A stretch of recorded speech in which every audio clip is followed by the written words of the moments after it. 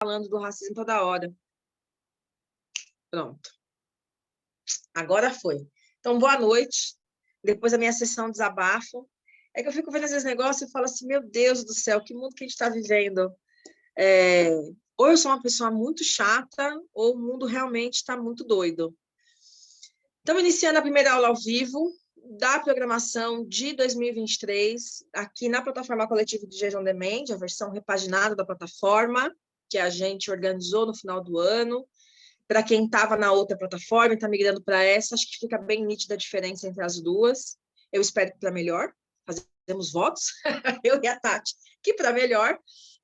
Nesse ano, a gente está propondo um cronograma anual de encontros, serão 12 encontros, eles são encontros ao vivo, um por mês, e dentro de cada mês a gente vai trabalhar um tema, com um percurso de 4 aulas gravadas, já disponibilizadas na plataforma, e uma aula ao vivo para a gente conseguir aprofundar as discussões dessa aula. Então, cada mês a gente vai trabalhar um tema dentro de um leque de possibilidades que a plataforma oferece, de acordo com os programas que ela tem: estudos africanos e afro-brasileiros, feminismo negro, psicanálise e racialidade, diversidade com empresas, pensamento indígena e educação antirracista. Então, a ideia é que a gente vá percorrendo esses blocos de conteúdo e encontros ao vivo, aliando com aulas gravadas. A gente colocou como possibilidade que as aulas ao vivo sejam abertas e gratuitas para até 80 pessoas que queiram fazer as aulas, e também alguns outros conteúdos abertos e gratuitos na plataforma, porque a ideia, de fato, é democratizar a produção de conhecimento da comunidade preta, cis, trans e da população indígena, da comunidade indígena no Brasil. Bom, para começar o primeiro tema, eu propus que a gente discutisse como é que a gente tem construído... tem uma coisa muito importante que eu acho que vale a pena dizer, que nem todo mundo que está aqui conhece o DG há algum tempo, tem gente que está conosco já há 2, 3 anos, tem gente que está conosco desde o ano passado, tem gente que está conosco chegando hoje. O objetivo do Coletivo DG, o Coletivo DG é uma empresa, ele chama coletivo, mas ele é uma empresa que desenvolve programas, produtos, cursos e consultorias para alfabetização racial, para pessoas e para empresas, para o governo e para organizações. E o nosso grande objetivo, quando a gente pensa em pessoas físicas, é possibilitar o desenvolvimento intelectual da comunidade preta a partir da narrativa da comunidade preta. Por que eu estou demarcando isso? Porque não é nosso objetivo catequizar pessoas não negras sobre racismo. A gente não está aqui para provar que o racismo existe ou para discutir se existe ou não racismo. A gente parte do princípio que ele existe, mas a gente está convidando, então, pessoas negras dos mais diversos lugares, a partir do que elas têm produzido, não só do texto escrito, mas de diversas possibilidades de produção de conhecimento, para levar para a comunidade negra e para pessoas antirracistas sinceramente interessadas nessa discussão, reflexões de alfabetização e letramento racial. Então, esse que é o nosso rolê, esse que é o nosso objetivo. Então, para nós é muito importante estar com pessoas pretas, a partir do que pessoas pretas têm pensado, e a gente abre nossas portas virtuais para todos aqueles que também se interessem de forma sincera e honesta por essa discussão. E eu gosto de enfatizar isso porque, de novo, a gente não está nem pedindo permissão para pessoas não pretas para fazer o que a gente faz, e nem preocupado em agradar essas pessoas, mas pelo contrário, a gente está preocupado em produzir um diálogo direto, aberto e assertivo com a comunidade preta, porque, como disse a Aimee Cesarri no texto que a gente leu para o nosso encontro de hoje, ou que a gente vai ler depois, o racismo se enfraquece sempre que pessoas pretas tomam consciência da sua negritude. É assim que a gente enfraquece o racismo. Não é catequizando o branco, ensinando para ele o que é racismo, até porque a pessoa branca sabe muito bem, obrigado, mas é preciso que pessoas pretas tenham também essa consciência da sua história, do seu legado. Feita esta introdução sobre o que é o DGEG, vamos lá pensar qual é a pergunta. Bom, quando eu montei o cronograma de estudos desse ano, eu montei ele pensando em perguntas norteadoras que pudessem levar a gente para uma reflexão, avançando do imediatismo das redes sociais, dos discursos prontos, e a gente pudesse, de fato, mediado por autores e autoras negros e negras, aprofundar nosso letramento racial. Nesse primeiro encontro, a pergunta que me move é: identidade racial, seja ela branca, indígena ou africana, ou no nosso caso, afro-brasileira, é algo biológico ou é algo cultural? Como é que a gente constrói, ou como é que a sociedade tem possibilitado a construção de identidade racial? Essa é a pergunta. Pode parecer uma pergunta até ingênua, mas ela é uma pergunta bastante pertinente, principalmente num país mestiço como o Brasil.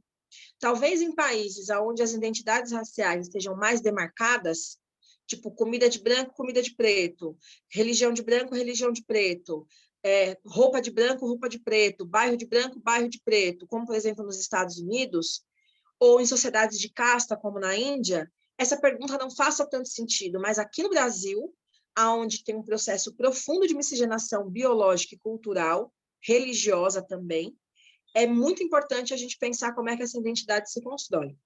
Quando a gente vai pensar em comitê de avaliação racial, por exemplo, para a banca de concurso público, qual é o critério que eles utilizam para definir se uma pessoa é ou não é negra? Há pouco tempo, a gente viu, não sei se vocês viram, um instituto de formação em psicanálise em São Paulo, que estava disponibilizando algumas bolsas de estudo para psicanalistas pretos, e na justificativa da bolsa, a pessoa tinha que descrever uma situação de racismo que ela viveu. Era a forma de conseguir a bolsa, descrever uma situação de racismo, e a partir disso a banca avaliar se aquela situação era legítima e se por isso a pessoa merecia ou não a bolsa.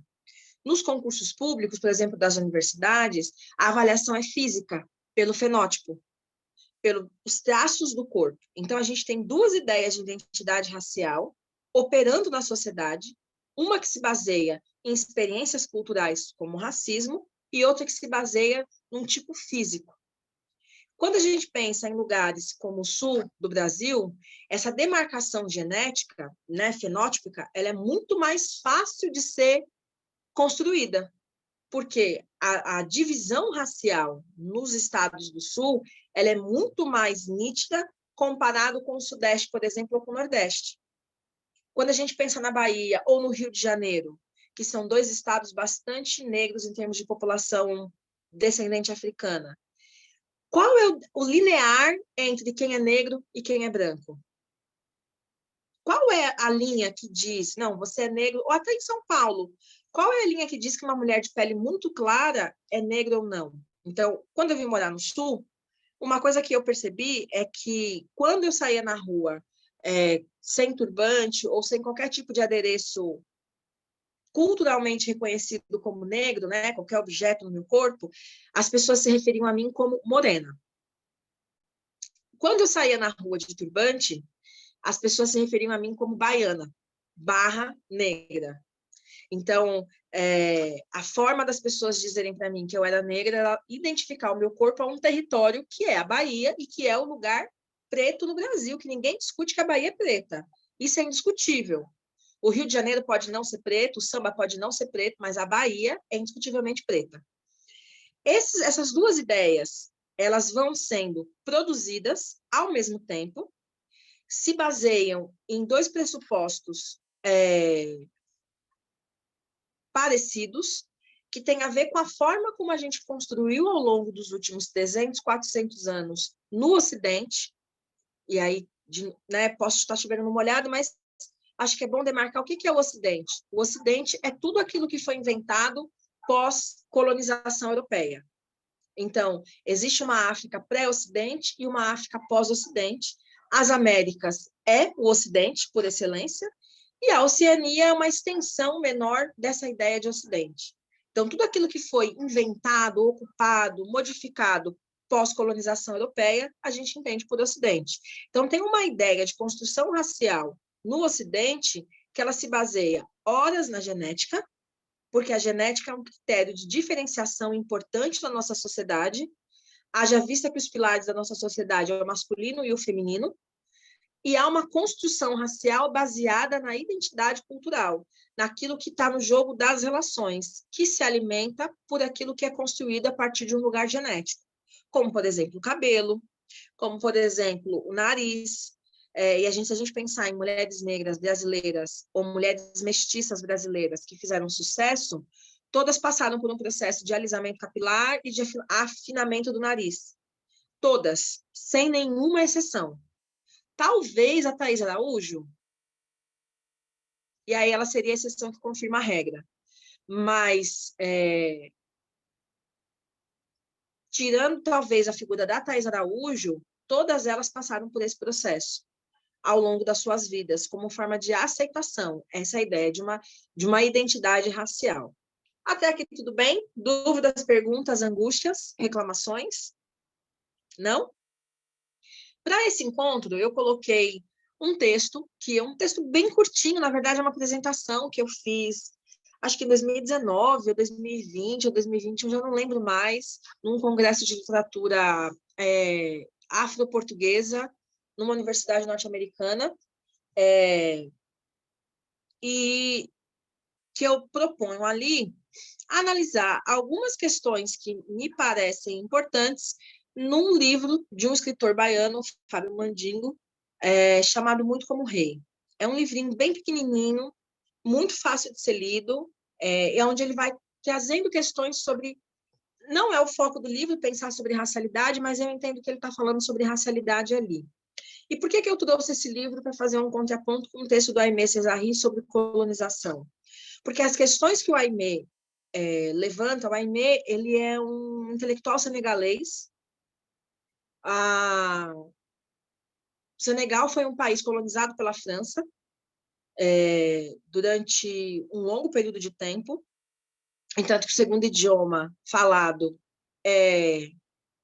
o idioma materno, na maioria dos lugares, é Iorubá, porque antes dele ser colonizado pela França, ele era território Iorubá, e depois ele foi...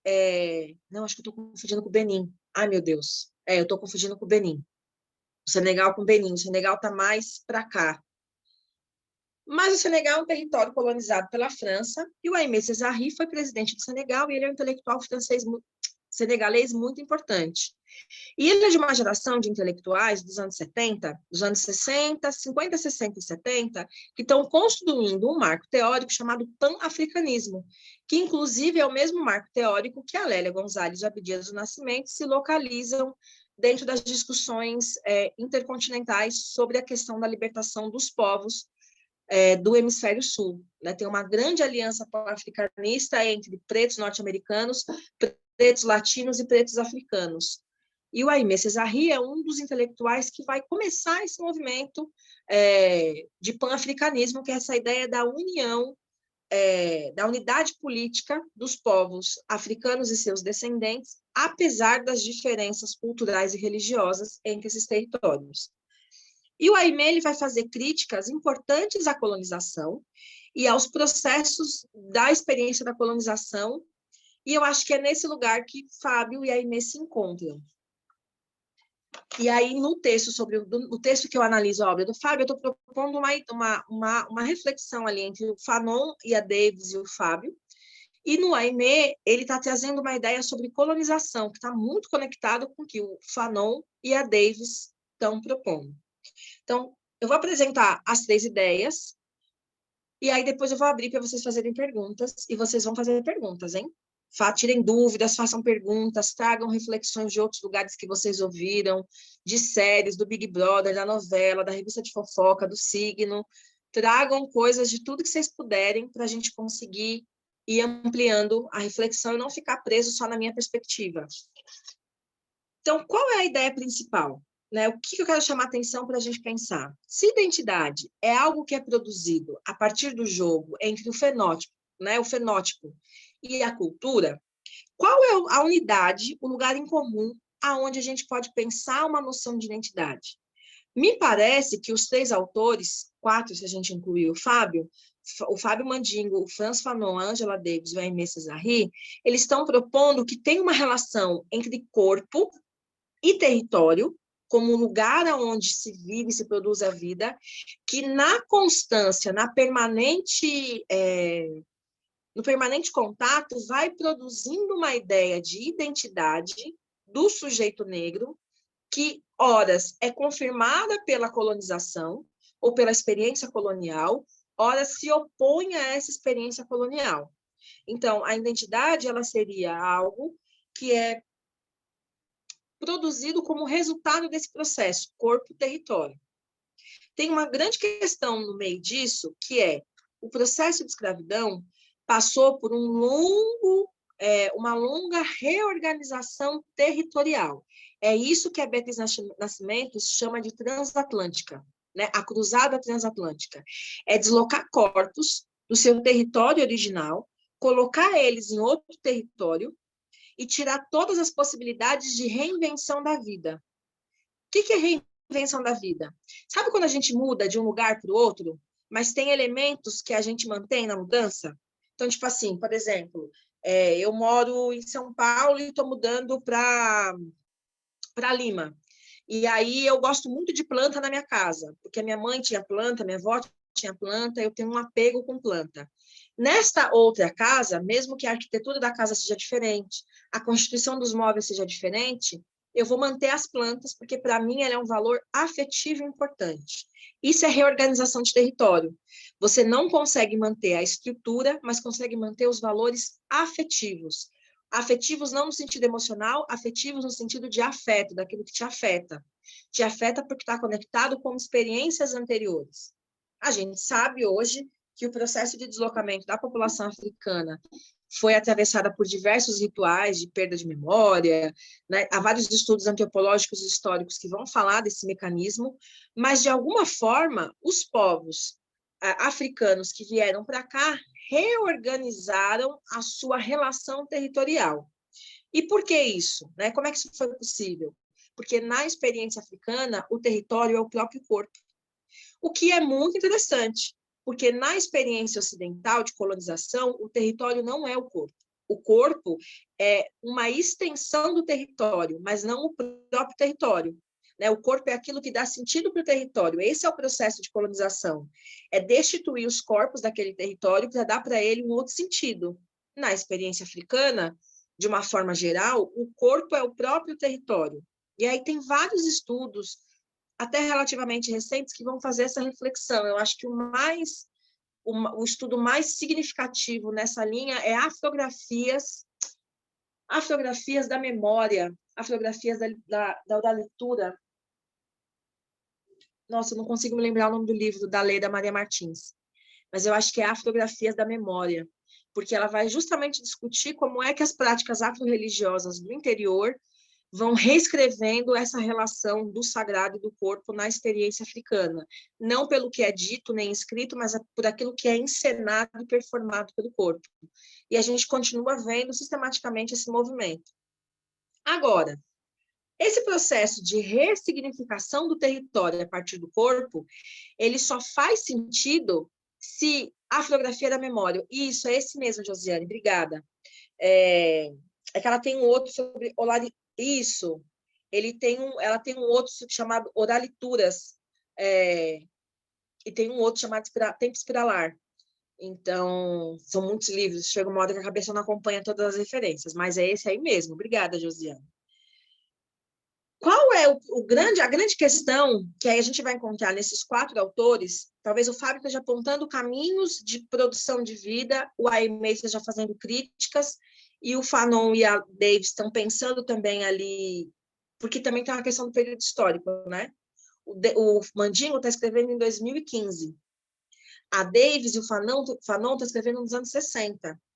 No norte globalizado, a Davis nos Estados Unidos e o Fanon na França. E o Aimee está escrevendo nos anos 50, começo dos anos 60, antes de uma série de movimentos de organizações políticas a nível internacional da comunidade negra.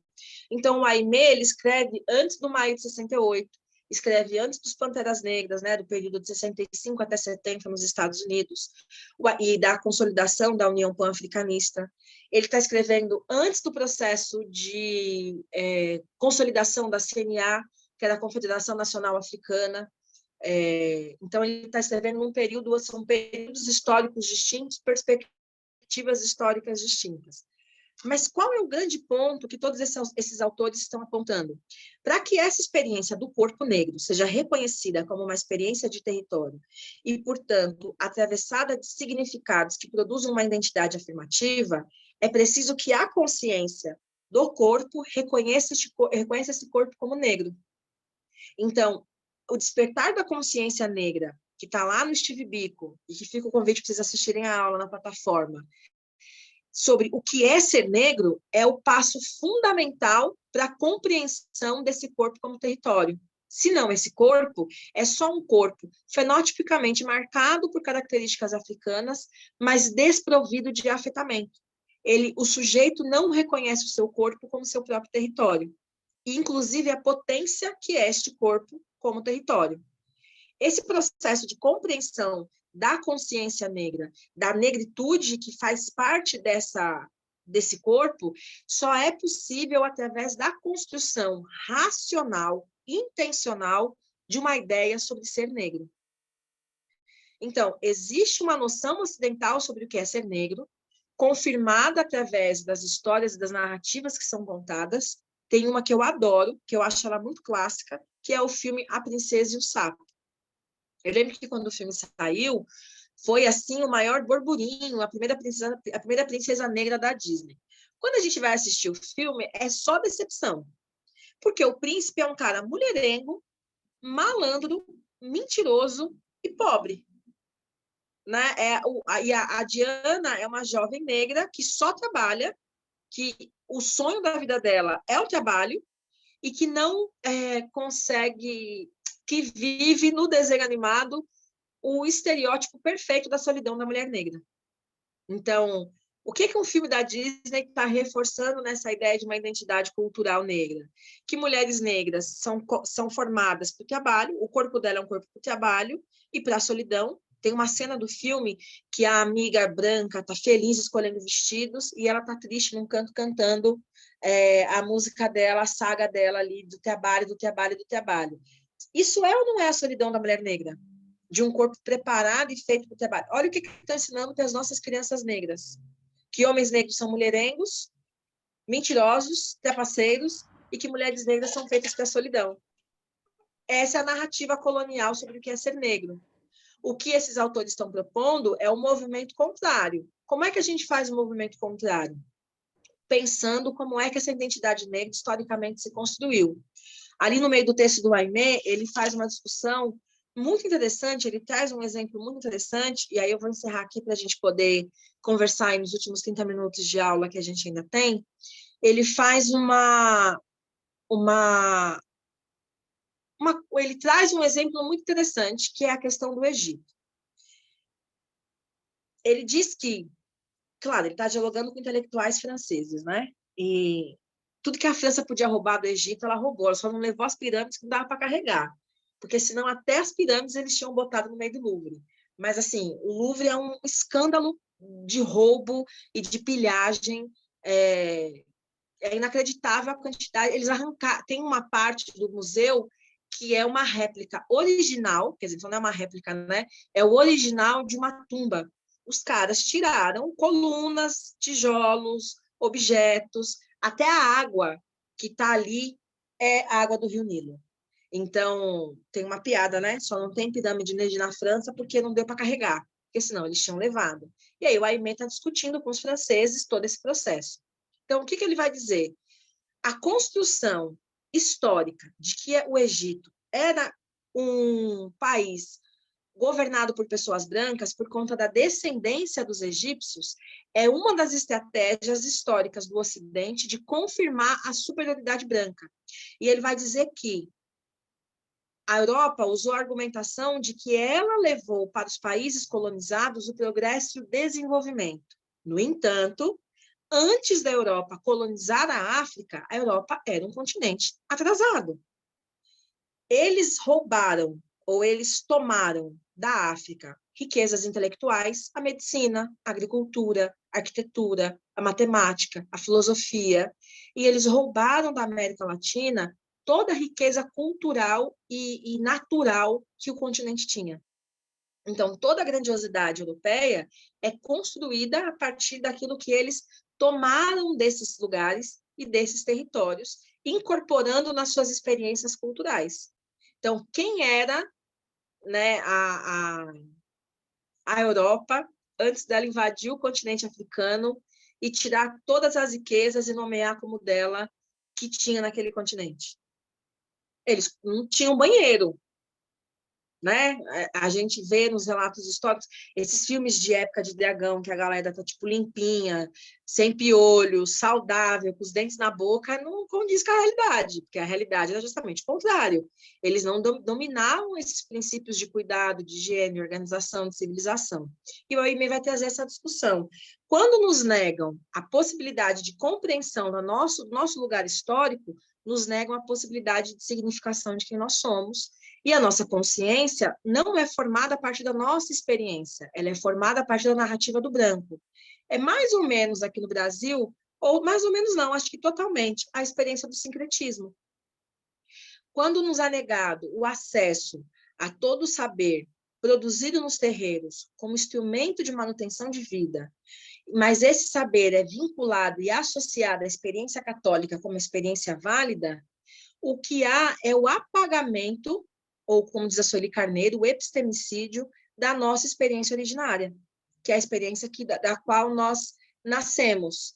Porque antes, acho que a gente pode dizer isso com muita tranquilidade, antes de qualquer outra manifestação cultural afro-brasileira, os terreiros de candomblé eram os espaços aonde essa manifestação dessa possibilidade de produção de vida e de sujeito era ativada, por dois motivos. Pelo motivo sensorial, pela memória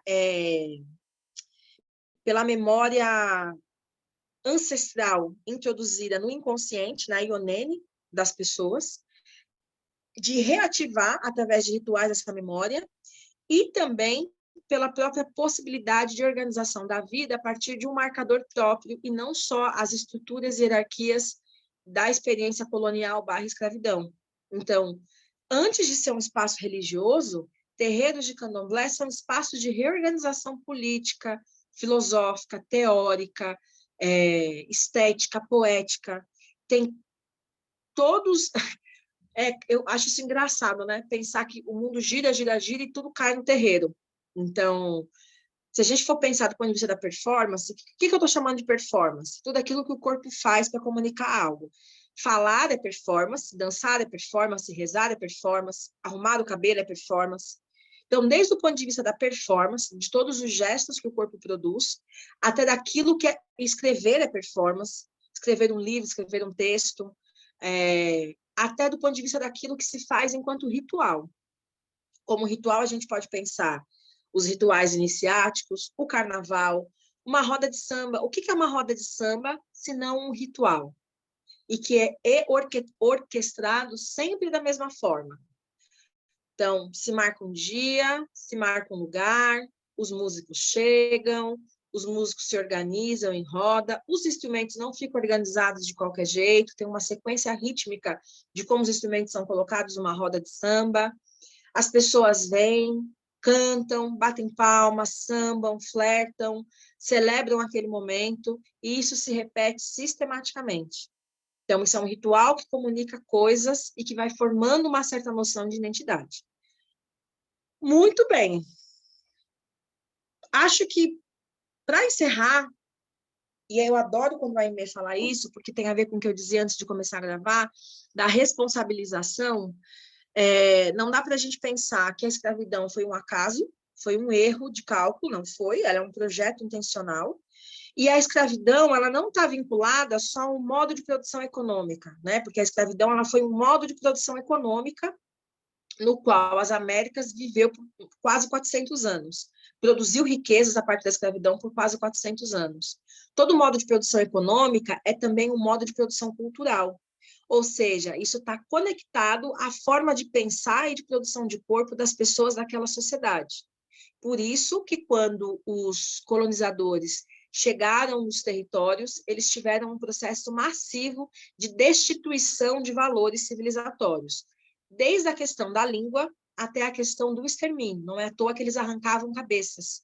A cabeça como portadora da razão decepar pessoas era uma forma de decepar a razão local e a forma de produção de vida daquelas pessoas naquele território. Fizeram isso com Zumbi, fizeram isso com Teresa de Benguela e fizeram isso com vários outros nomes importantes que produziam razão, forma de pensar. O silenciamento da língua como mecanismo de comunicação tem a ver com o silenciamento da forma de produção de razão. Quem fala outro idioma vai entender mais ou menos o que eu estou dizendo, eu acho. Falar do outro idioma não é só você saber as palavras e traduzi-las, é também entender um pouco o mecanismo de funcionamento daquele lugar. Por isso que o intercâmbio é tão importante para consolidar o aprendizado de um outro idioma, porque tem a ver com a compreensão cultural. Outro dia eu conversava com uma pessoa e ela dizia assim, não, é possível esquecer o português. Tá, para esquecer o português, você tem que esquecer tudo que você viveu no Brasil. Tudo, né? Porque não é só a língua, é as experiências. Para esquecer o português é esquecer, por exemplo, o carnaval. Eu não sei o que é carnaval, nunca vi carnaval na minha vida, porque é uma experiência tipicamente, não é tipicamente brasileira, mas ela é muito brasileira, o carnaval, como a gente faz aqui. Então, esses processos da colonização, o Aimé Césaire vai definir que a colonização é como a coisificação. Colonizar alguém é tornar este alguém uma coisa. Porém, eu só posso tornar algo uma coisa se eu também for uma coisa. Porque, diferente da relação humano-objeto, a relação humano-humano é uma relação de troca. Então, se eu sou capaz de animalizar alguém, é porque eu também estou num estado animal. E ele diz que a Europa é um lugar sem humanos, desumanizados. Talvez seja essa a dificuldade de pessoas brancas em reconhecer a sua culpa em relação ao racismo. Assumir a culpa em relação ao racismo é assumir a culpa da barbárie, é reconhecer que a barbárie mora em si e não só no outro. E não é algo fictício, ela é algo real. Mas se a gente realmente está interessado em avançar no racismo de forma também cultural, a gente precisa começar a dar nome, endereço, CPF, RG e destino para as pessoas que se beneficiam da experiência do racismo e que fomentam o racismo de forma cotidiana, direta ou indiretamente. Hoje eu vi um vídeo do Big Brother que um rapaz branco que foi tagueado nas redes sociais como um abusador psicológico numa questão lá dentro, que eu não lembro agora dos detalhes, ele passava a mão na cabeça de um participante negro e falava assim, olha, fulana, vem cá, passa a mão aqui também, é igual a grama do quintal. Isso é nitidamente racismo. Qualquer pessoa branca que viva nos dias de hoje sabe que isso é racismo. E ele não só se sentiu confortável em fazer isso, como ainda chamou a par dele a cúmplice, a outra pessoa branca, para passar a mão no cabelo do rapaz, e essa moça riu, como se fosse engraçada. E todas as pessoas brancas presentes na sala, ninguém disse nada. Essa é a cumplicidade do racismo.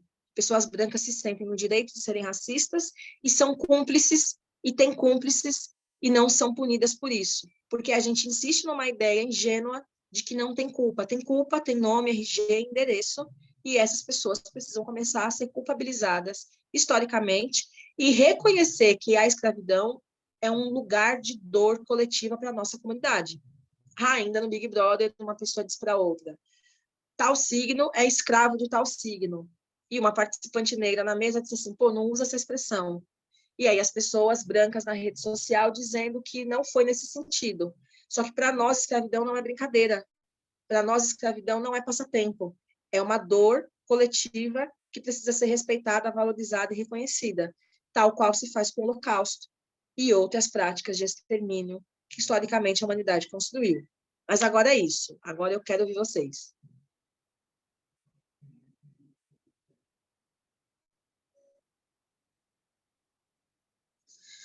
A Rosana disse assim, comentei sobre essa cena com a minha esposa, as pessoas comentaram sobre o ocorrido, mas não chamaram atenção disso no momento. Então, eu penso que essa questão que a Rosana colocou está muito conectada com a ideia de consciência negra.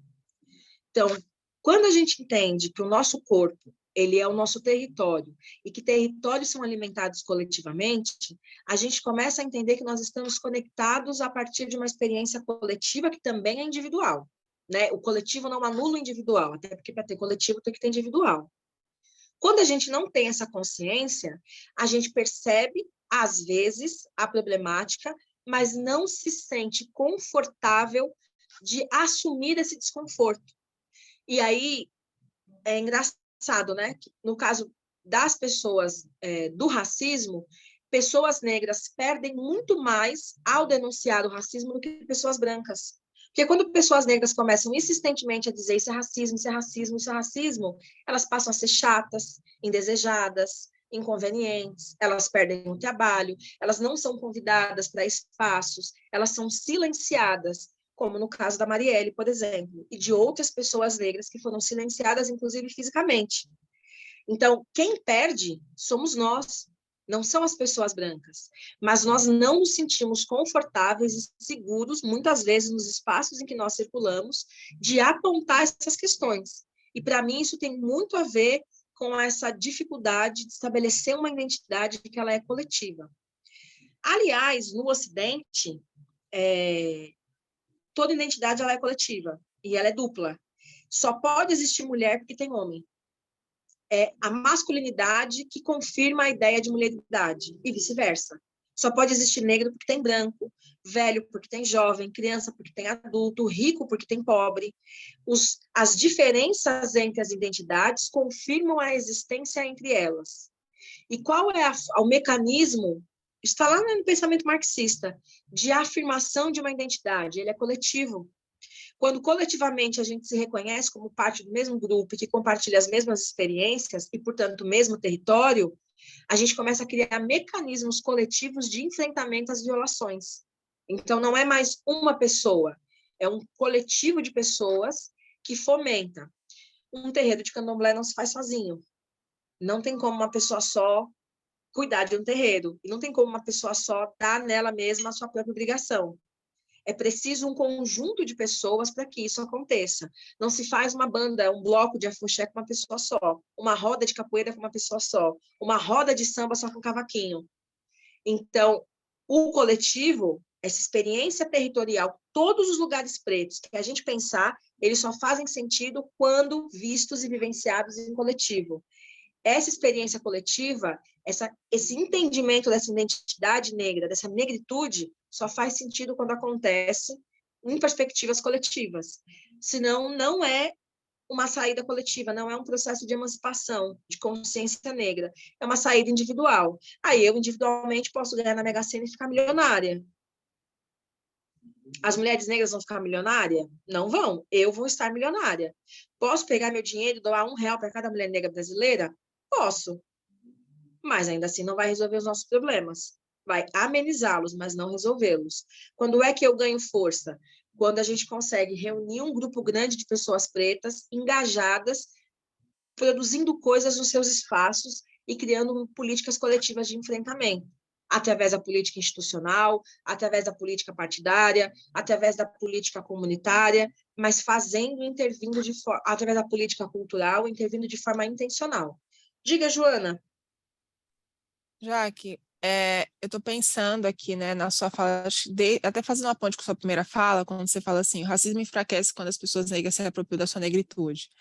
E aí o que eu estou entendendo é, quando as pessoas se apropriam da sua negritude, ela começa a reconhecer que a negritude do coletivo, se sentir parte daquele grupo, porque eu ainda vejo pessoas que estão no processo de conexão e reconhecimento de sua negritude, mas em função do fenótipo ainda muito na dúvida, né, aquela crise de identidade, pessoas com consciência e aí não reconhecendo pessoas que se autodeclaram, porque tem uma série de questões.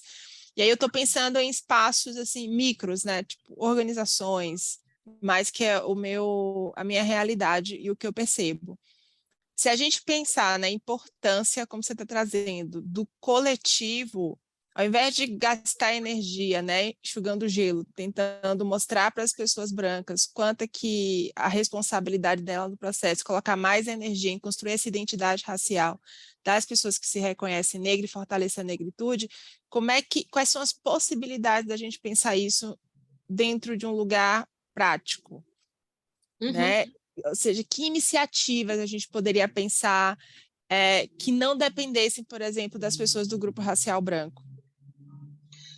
Eu acho que a gente já está há muitos séculos no Brasil produzindo iniciativas. Eu acho que o ponto X da sua pergunta é o parâmetro. Então, quando a gente pensa em termos de parâmetro, e o parâmetro civilizatório é o mundo europeu, a gente tem uma necessidade, ou a gente acredita ser necessário, estar dentro desse parâmetro. Se não for como os brancos, não serve. Esse é um problema, porque qual é a possibilidade de acesso que a gente tem a exatamente as mesmas condições do mundo europeu, /branco, de produzir possibilidades de vida, com a dificuldade de acesso que a gente tem a lugares, espaços e recursos. Então, essa é uma coisa.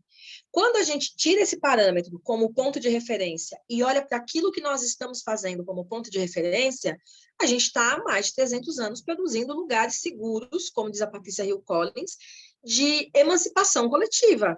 Então, os terreiros, as rodas de samba, as experiências afro-religiosas, a capoeira, o próprio carnaval, são espaços de produção de uma identidade preta a partir da própria experiência preta, sem a mediação do mundo branco.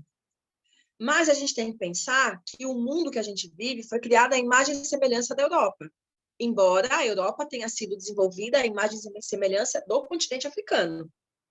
Mas as referências, os instrumentos, os mediadores que a gente tem são os que foram disponibilizados pela forma de vida europeia. Então, o texto escrito, a fala articulada, a razão estrutural, são esses os mecanismos. Isso não quer dizer que os espaços pretos não tenham a sua própria razão, a sua própria estrutura, a sua própria forma de funcionamento. Quem já viveu a experiência de ver mulheres em fila de presídio entende bem a ideia de auto-organização. O que é a ideia de auto-organização?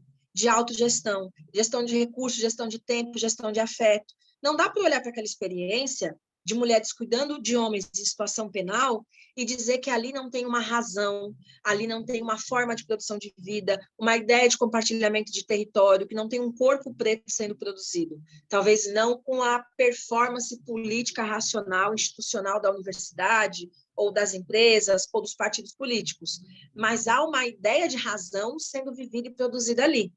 Então, a pergunta, talvez, para a sua pergunta a gente está virado para qual lado do Atlântico? Para a Europa ou para a África? Se a gente estiver virado para a Europa, a gente está tentando emular o mundo branco. E aí a gente vai demorar muito tempo para conseguir chegar no mesmo lugar de acesso que eles. Se a gente estiver virado para a África, ou se a gente estiver virado para dentro do nosso continente, aprendendo com a experiência afro-latina, a gente tem que pensar em outros marcadores, em outras possibilidades, inclusive de produção de vida, de circulação de recurso, de circulação de afeto, de circulação de experiência, que quando a gente coloca dentro dessa estrutura, a gente não tem muitas ferramentas para competir, para conseguir. E eu acho também que parte do processo da produção da consciência é a compreensão desses lugares de forma crítica. Então, não que eu acho que as minhas experiências pessoais tenham um grande significado, mas eu estou terminando o doutorado, e eu não estou terminando o doutorado com a expectativa de que eu sou igual aos brancos, porque eu não sou. Né? Eu não sou igual aos brancos. Eu vou ser doutora como eles, mas não vou ocupar tão facilmente o mesmo espaço que eles. É só a gente ver a quantidade de professores pretos doutores nas universidades comparado com a quantidade de professores brancos doutores nas universidades. Então, essa expectativa, o Fanon fala disso em Pele Negra, Máscara Branca, essa expectativa de ser aceito dentro do mundo branco é algo que nos adoece. Né? Então, o futuro é ancestral, o futuro é indígena e africano. Isso já está dado, porque a Europa destruiu o mundo. O que vai sobrar daqui para frente é o que eles negaram como princípio civilizatório, que é a experiência indígena e africana de manutenção da vida. Então, será que a gente não pode estabelecer uma relação estratégica com essa estrutura branca e afetiva com as nossas experiências pretas? Estrategicamente, é importante que mulheres negras ocupem altos cargos em empresa, que ocupem cargos de doutoras, que terminem um doutorado, homens negros também. Mas isso é estratégico. Será que não é afetivamente, no sentido do afeto, mais interessante que a gente construa outros espaços de socialização, de afeto, de conhecimento, de prazer, de vida, de comunidade? Então, tem uma estratégia, né? Pelo menos esse é o percurso que eu produzi na minha jornada acadêmica. Estrategicamente, é interessante que eu seja doutora, mas eu não tenho a esperança e nem tenho o desejo de ser como eles. Entanto que eu odeio Levi-Strauss de alma, de paixão, assim, é meu inimigo número 1, declarado, mas se para a banca aprovar a tese eu tiver que ler Levi-Strauss, me diz aí os livros que eu vou ler e vou botar na tese. Acabou. Assunto encerrado. Não tem nem o que discutir, eu só quero título. Eu tenho que ler Levi-Strauss para ter o título? Então me dá o Levi-Strauss aqui que eu vou ler bonitinho, vou citar direitinho, vocês vão me dar o título. Pronto. Para mim, o Levi-Strauss não quer dizer nada. Quando eu vier dar minhas aulas no DIGEG, eu vou continuar falando de Lélia, de Beatriz, de Sueli Carneiro, de Franz Fanon, porque o que me importa é o que está aqui. Então, acho que a gente precisa ter um pouco essas estratégias, né? A gente tem uma ingenuidade, uma coisa assim, meia de que os brancos vão nos acolher. Não vão. Não, a gente que acolhe eles, porque eles vêm adoecidos compartilhar conosco experiências afetivas. Eles vêm amargurados e compartilhar conosco experiências afetivas. Nós acolhemos os brancos no nosso seio, cultural, afetivo, religioso, e depois eles ainda nos apunhalam pelas costas. Mas somos nós que curamos eles. Somos nós que oferecemos para eles os nossos melhores afetos, os nossos melhores cuidados e carinhos intelectuais, espirituais, ancestrais, nosso conhecimento. A gente oferece para o mundo branco o nosso conhecimento, o nosso saber, e eles não estão preocupados em nos acolher. Não estão. Nunca estiveram. Porque nós somos a maioria, né? É uma questão numérica até, inclusive. Eles não estão preparados para essa conversa. Por isso que eles fazem meia-culpa o tempo inteiro. Ah, mas nem todo branco. Tá, mas nem todo homem, e as mulheres continuam morrendo no Brasil à torta e à direita, e quem mata são os homens. Então, a gente tem uma questão muito séria aí colocada. Né? Nem todos os burgueses. Bom, a população pobre continua ficando cada vez mais pobre e os burgueses cada vez mais ricos. Então, de que burguês que a gente está falando? Diga, Marina.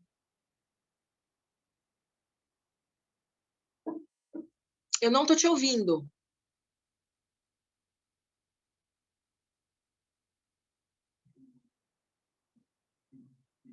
Eu acho que é o seu fone.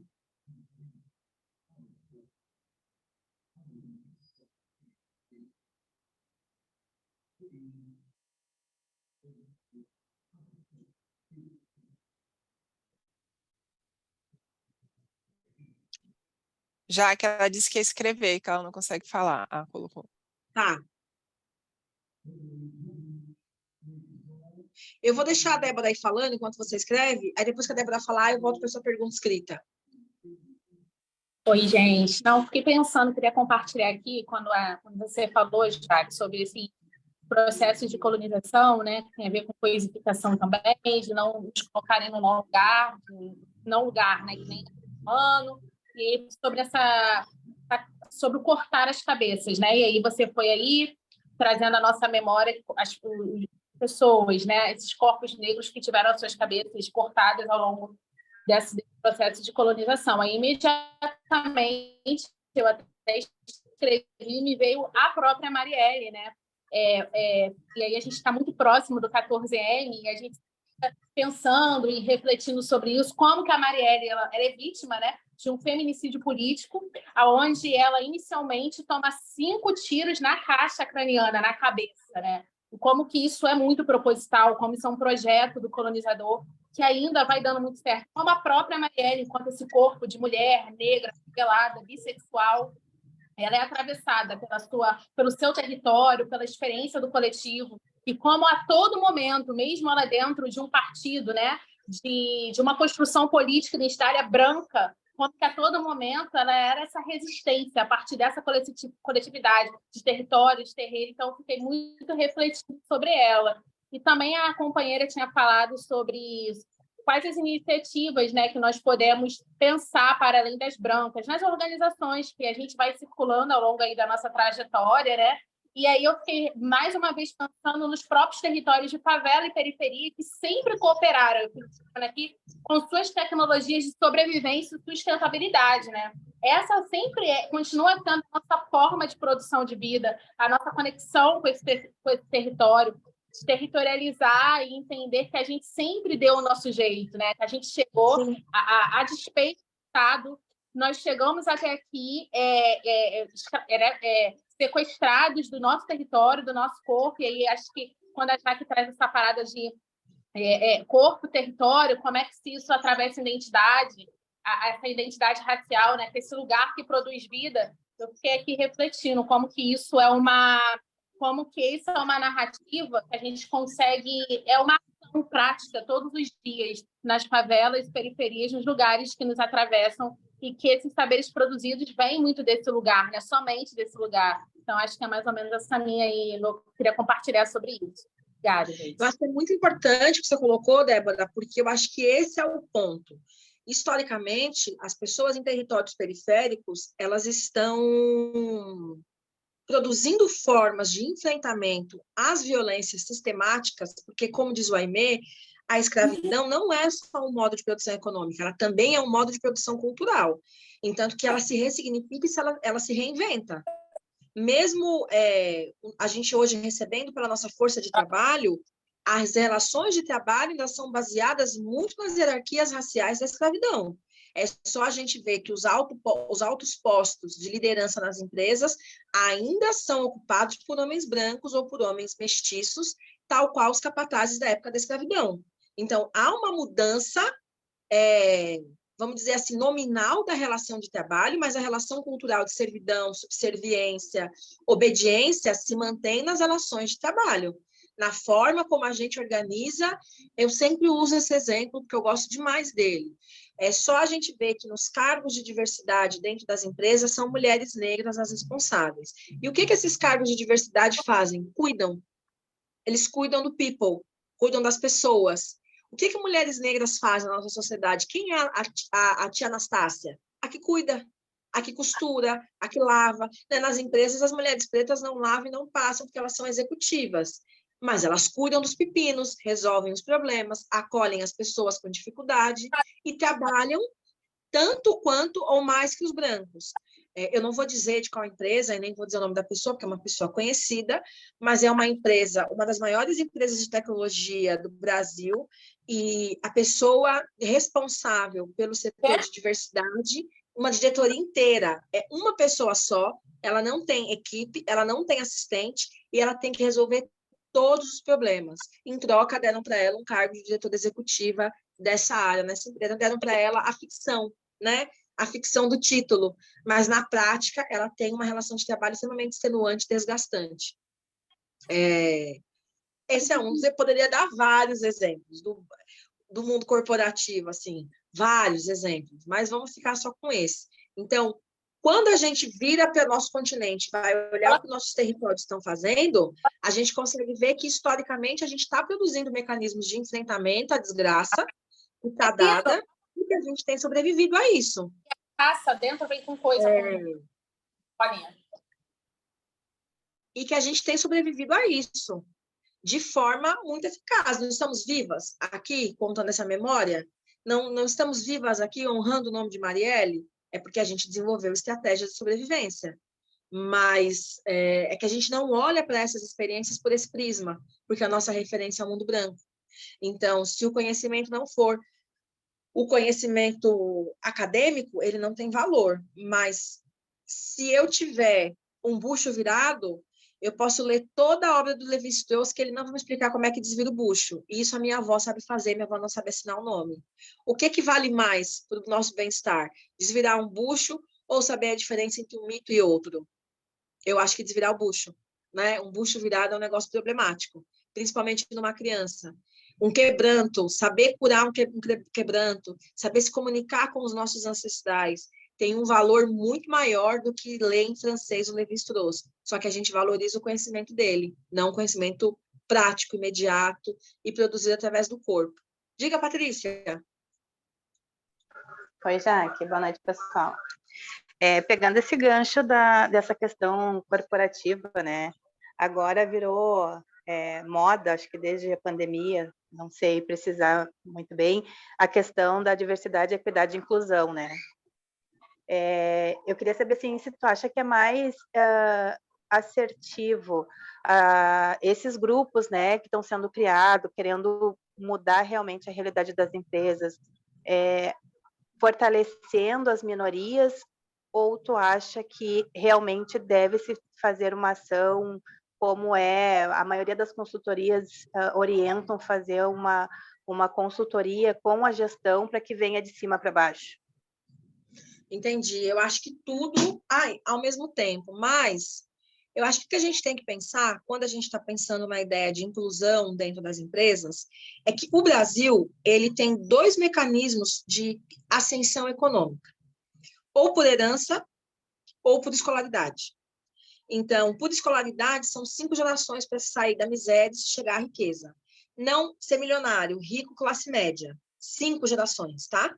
Para que uma pessoa saia da miséria e, através da escolarização, geração após geração, se chegue num lugar de riqueza econômica, ter uma casa e um carro quitado. 5 gerações. Ou por herança, que tem a ver com as famílias que herdaram o legado econômico da escravidão no Brasil. Então, se a gente está pensando, e a escolarização é a forma de acesso ao mercado de trabalho formal e qualificado, porque o mercado de trabalho tem várias facetas, esse das grandes corporações é uma das. Não é todo mundo que trabalha nas grandes corporações. A maior parte dos trabalhadores brasileiros está em condições de trabalho precária ou em subemprego. Né? A minoria está dentro das grandes corporações com direito trabalhista e etc, etc. Então, sem a inclusão econômica da população negra, não vai ser possível a gente conseguir mudar o quadro de desigualdade econômica que a população negra e indígena no Brasil está inserida. A gente nem fala em política de diversidade para pessoas indígenas, porque a gente ainda tem o estereótipo de que o indígena tem que viver no meio do mato. Aquela ideia arcaica, colonial, sobre o corpo indígena. A gente nem discute isso nas empresas. Né? A gente está pensando em marcador racial e está vinculando somente ao corpo preto, que eu acho que daí é outro movimento. Eu lembro que uma vez eu fiz uma palestra numa empresa e eu falei isso, e aí um cara riu, tipo, como quem diz, ai, que idiota você, né? Agora não bastasse os pretos, ainda quer trazer os índios. Foi esse o sentido do riso dele, foi um riso sarcástico, um riso debochado. Um diretor, né? Um grande diretor. Então, quando a gente pensa em diversidade, não tem só a ver com contratação, tem a ver com permanência e evolução. Eu preciso garantir que esse profissional vai ser contratado, ele vai ter as mesmas condições de desenvolvimento profissional dentro da empresa e ele vai ter condições de permanência dentro da empresa. Então, não adianta só fazer um trabalho com as lideranças, com os gestores, os presidentes, o CEO, o CFO, sei lá como é que chama, e não adianta só contratar. Esse é um trabalho permanente. Esse é um trabalho constante, que vai demorar aí pelo menos uns 30 anos para a gente ver um resultado efetivo. Porque tudo que tem a ver com mudança estrutural é permanente e constante, não é de uma hora para outra. O governo Lula reabriu o Ministério da Igualdade Racial, mas ele virou o RH do governo, né? Porque agora a ministra, eu nunca vi na história deste país uma ministra fazer seleção de currículo. Não é papel dela, ela pode criar política de contratação e negociar com os ministros brancos que eles façam a contratação. Agora, ela selecionar currículo, eu nunca vi isso na história do Brasil, é a primeira vez que eu vejo, né, uma ministra da Igualdade Racial fazendo uma coisa dessa, o que é algo completamente inacreditável. Isso só aconteceria num lugar como o Brasil, de fato, onde nós ainda temos essa ideia de que temos que fazer o trabalho do branco. Por isso que nós temos que dar nome e endereço para os culpados. O ministro do Turismo, que levante a bunda dele branca da cadeira e vá atrás de contratar pessoas de turismo. Google. O Brasil é um dos países que mais tem políticas de turismo étnico. Google. A Tebet que fosse procurar, Google. Banco de dados, tem um monte de empresa de pessoas pretas, especialistas em recrutamento de profissionais negros. Mas as dinâmicas raciais no Brasil levam a gente para esse lugar de servir ao mundo branco. E isso, para mim, tem a ver muito seriamente com a nossa dificuldade de conseguir produzir espaços seguros de reflexão racial, seja grupos, coletivos, terapia, análise, terreiro, mas lugares onde a gente possa voltar para si e olhar essa jornada, inclusive entre os nossos pares. É porque eu fiquei tão passada com esse negócio do RH do governo. Eu fiquei tão passada.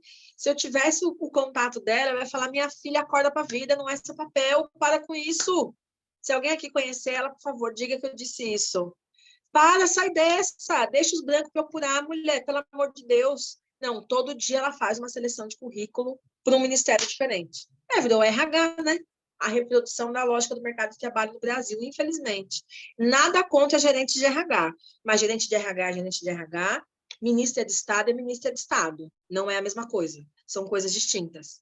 Né? É inaceitável que uma ministra de Estado seja gerente de RH, a menos que ela fosse do Ministério da Contratação de Pessoas não brancas do governo federal. Caso contrário, é inaceitável que, inclusive, os colegas ministros aceitem, né? Porque eles vão ter o bom senso de dizer: não, querida, não precisa fazer o meu trabalho, eu mesmo vou fazer ele.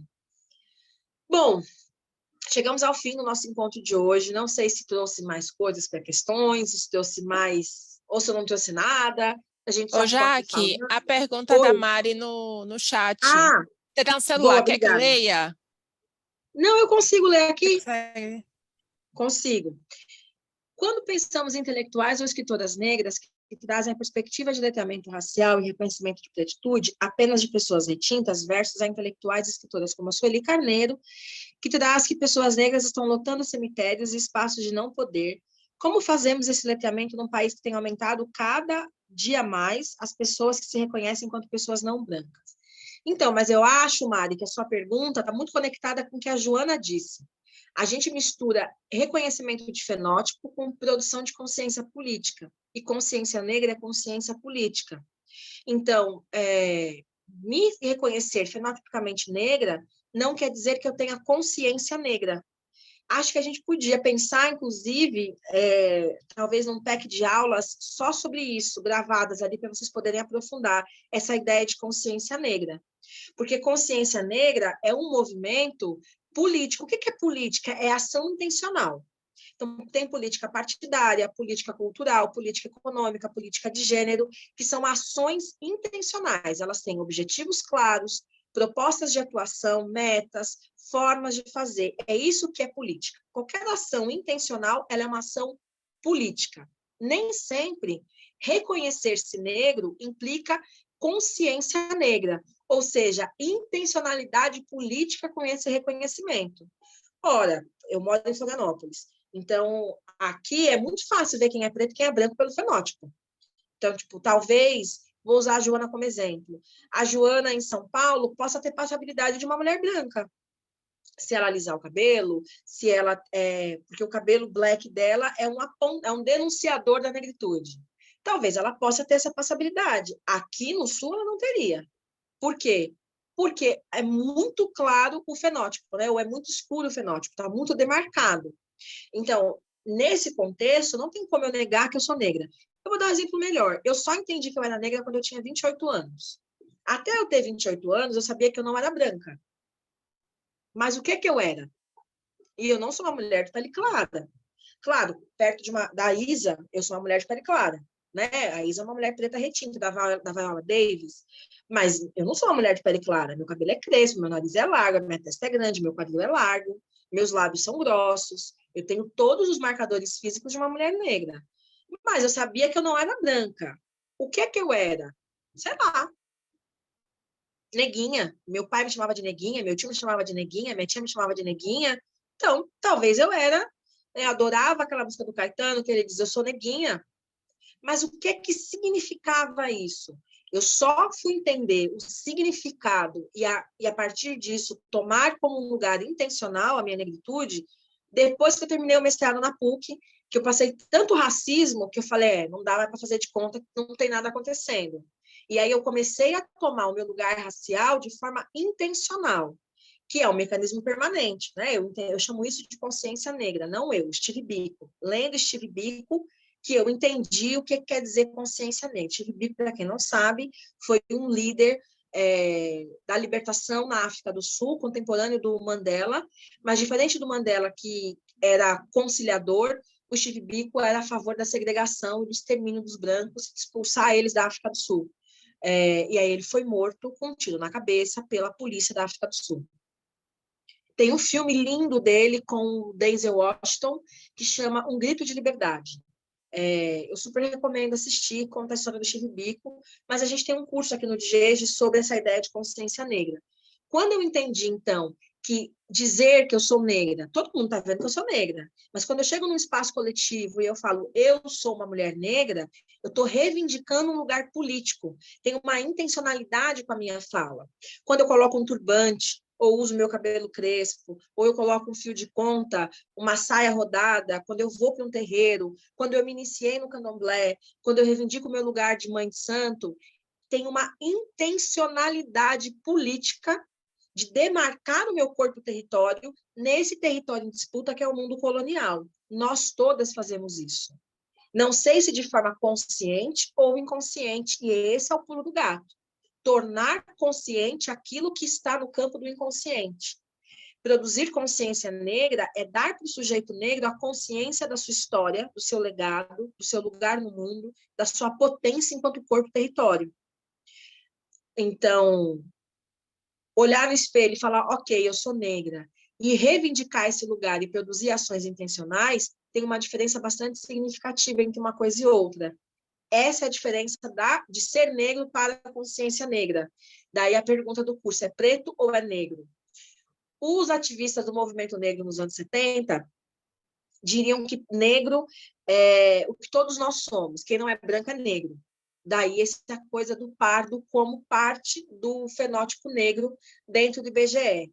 No entanto, preto é uma construção política intencional de assumir o seu lugar no mundo, né? Esse lugar do ser preto é um processo de construção. Então, fica aí para a gente pensar em qual lugar, né? De qual lado nós estamos, sobre o que a gente está ocupando no mundo. Nossa, mas não dá para ser diferente? Infelizmente, não. Nessa encarnação, para quem acredita em encarnação, não está dando para a gente ser diferente. Nesse momento, a gente tem duas escolhas. Assumir o nosso lugar político, intencional e consciente e produzir formas de vida, que o mundo está acabando. Talvez não na nossa geração, mas daqui 2 gerações, do jeito que está, não vai ter mais mundo.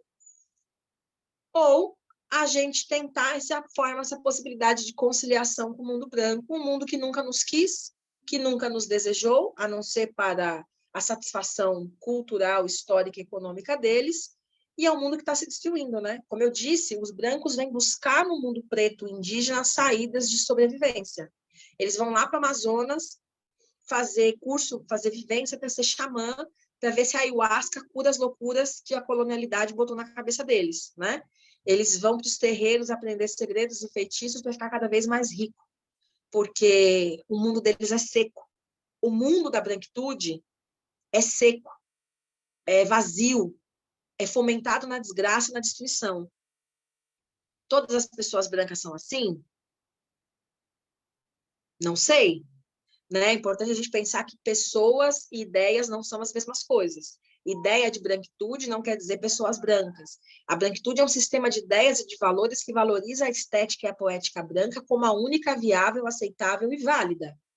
É possível que pessoas negras compactuem com a branquitude e mantenham ela funcionando, assim como é possível que pessoas brancas façam críticas contundentes ao mundo branco e contribuam para a sua destruição, para a sua superação. Cabe a cada um examinar em que lugar da consciência racial a pessoa está. E acho que é isso. É isso? Bom, então a gente se vê na próxima aula ao vivo. Dia, se não me engano, 28 de fevereiro, a gente vai trabalhar com feminismo negro. As aulas gravadas para trazer as reflexões já estão disponíveis na plataforma para quem é assinante prêmio. Assine, inclusive, a plataforma. Acho que vocês vão gostar dos conteúdos que tem disponíveis. Compartilhe, ainda tem vaga para as aulas ao vivo, de modo gratuito, então compartilhem com os contatos de vocês, façam a ideia do coletivo circular, façam a ideia do coletivo Correr Mundo, E espero encontrar vocês na plataforma, no fórum, nos grupos, no WhatsApp, no Instagram. A gente está por aí no mundo igual a Chu. Obrigada pela audiência de vocês. A gente se vê lá na plataforma, mas se vê de novo aqui no dia 28. Obrigada, gente. Foi um prazer estar com vocês. Tchau, boa noite. Obrigada.